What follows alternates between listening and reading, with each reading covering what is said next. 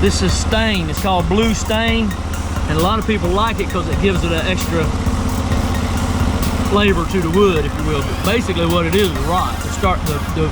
It's staining into the wood, beginning to rot, but it's before it actually rots. So a lot of people really want that because it looks really good when you finish it. And you have some insects here, right? Yeah. That little bug eats these grooves in the wood. Look here. That's a larvae, a worm that's been cut in half. Oh.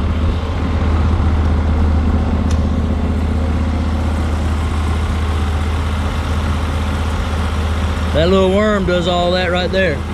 Got some pretty good teeth on him. Uh-huh.